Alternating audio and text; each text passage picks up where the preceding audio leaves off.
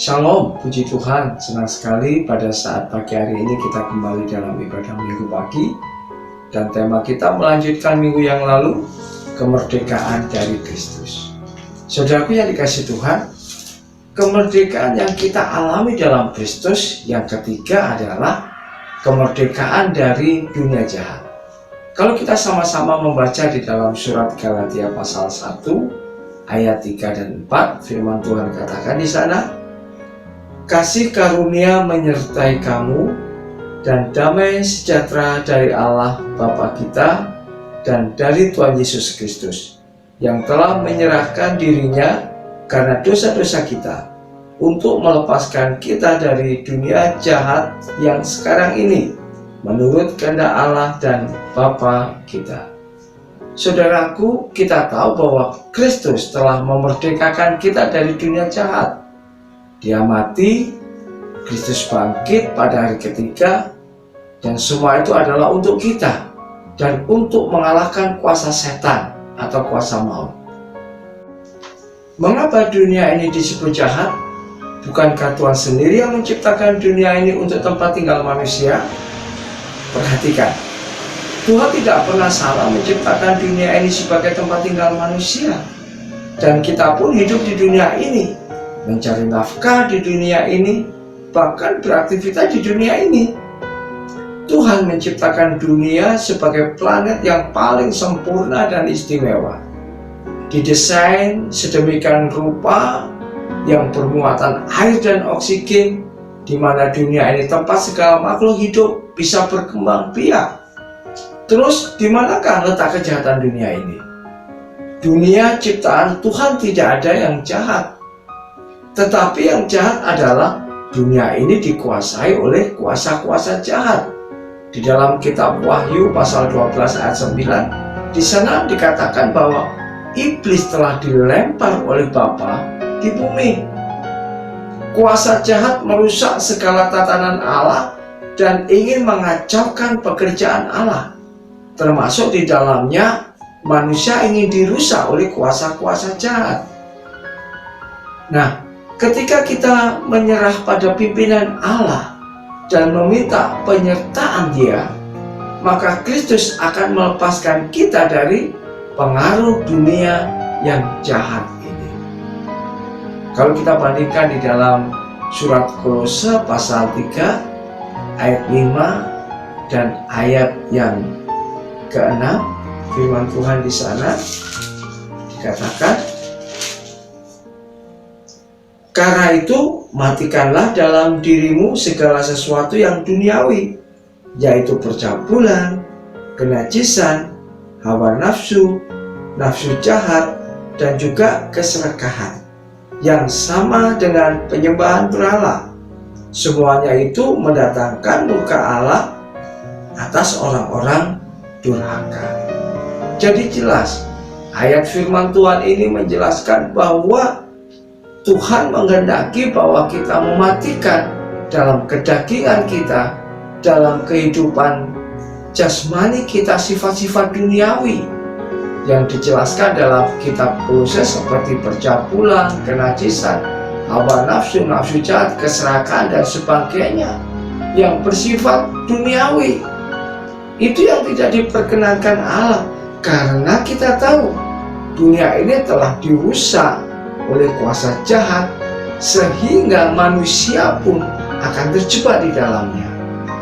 Namun firman Tuhan mengingatkan bahwa semua yang bersifat keduniawian ini tidak diperkenankan Allah. Hati Allah murka apabila manusia tetap ada dalam kehidupan yang keduniawian yang tidak berkenan di hadapan Allah. Puji Tuhan. Oleh karena itu Kristus telah mati, Dia telah bangkit, dan Kristus memerdekakan kita supaya kita merdeka dari dunia yang jahat ini. Yang keempat, kemerdekaan dalam Kristus adalah kemerdekaan dari berhala. Kalau kita sama-sama membaca dalam surat Galatia pasal 4 ayat 8, firman Tuhan katakan di sana, dahulu ketika kamu tidak mengenal Allah, kamu memperhambakan diri kepada Allah-Allah yang pada hakikatnya bukan Allah. Alkitab menulis bahwa sebelum manusia mengenal Kristus dan menyerahkan dirinya kepadanya, manusia adalah hamba-hamba berhala atau hamba-hamba dari ilah-ilah di dunia ini. Tetapi sekarang setelah kita percaya kepada Kristus, maka kita bukan lagi hamba berhala, tetapi firman Tuhan katakan sebagai hamba Tuhan atau hamba kebenaran. Mungkin kita berkata, saya tidak pernah menyembah berhala, tapi memperhalakan benda-benda, memperhalakan barang-barang kesayangan, memperhalakan hobi, kesukaan, dan sebagainya. Itu sama saja. Karena hobi, koleksi, atau yang disebut dengan berburu kesenangan, dan kemudian melupakan Tuhan, melupakan keluarga, melupakan tanggung jawab pekerjaan, bahkan melupakan panggilan pelayanan kita, itu sama saja kita telah memperhambakan diri kepada benda-benda, memperbehalakan sesuatu yang ada di dunia ini, semua itu tidak diperkenankan oleh Tuhan. Jadi saudaraku yang dikasihi Tuhan, tanggung jawab kita atas kemerdekaan yang telah kita terima adalah kita kembali mengingat Kristus telah memberikan kemerdekaan dalam kehidupan setiap orang yang percaya kepadanya, sehingga maut dan dosa tidak lagi berkuasa atas kehidupan anak-anaknya. Oleh karena itu, kita perlu menjaga kemerdekaan rohani kita dengan tetap setia beribadah, tetap percaya kepadanya, tetap melakukan perbuatan baik agar dunia ini melihat Kristus melalui hidup kita.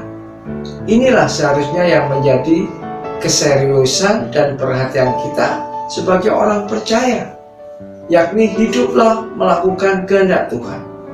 Kemenangan rohani kitalah yang menentukan. Oleh karena itu, isilah kemerdekaan ini dengan tanggung jawab sepenuhnya kepada Allah. Puji Tuhan. Biarlah firman Tuhan ini memberikan motivasi, semangat yang baru di dalam kita mengiring dan melayani Tuhan. Puji Tuhan, mari kita tundukkan kepala dan kita berdoa. Bapa Surgawi yang kami panggil di dalam nama Tuhan Yesus, kami mengucap syukur atas segala kebaikan dan kemurahan-Mu. Hari ini Engkau telah mengingatkan kembali melalui kebenaran firman Tuhan bahwa kami menjadi orang yang merdeka. Merdeka dari dunia yang jahat ini, merdeka dari segala berhala-berhala yang ada di bumi ini. Engkau telah memberikan kemenangan. Biarlah hidup kami isi untuk tetap setia melayani Tuhan. Di dalam nama Tuhan Yesus Kristus kami sudah berdoa. Haleluya. Amin.